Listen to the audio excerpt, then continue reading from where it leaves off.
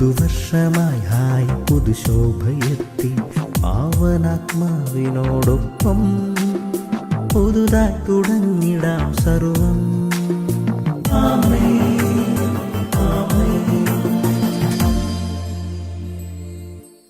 യേശുവിന്റെ ഏറ്റവും പ്രിയമുള്ളവനെ, നെഹമ്യ 2:18 ദൈവത്തിന്റെ കരം എന്റെ സഹായത്തിനുണ്ടായിരുന്നു. ദൈവത്തിന്റെ കരം എന്റെ സഹായത്തിനുണ്ടായിരുന്നു. നാം നമ്മളോട് തന്നെ പറയണം, ദൈവത്തിന്റെ കരം എന്റെ സഹായത്തിനുണ്ടായിരിക്കും.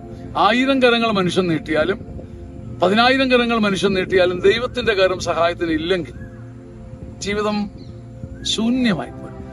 നെഹമ്യയുടെ ഉറപ്പിതാണ്, ദൈവത്തിന്റെ കരം.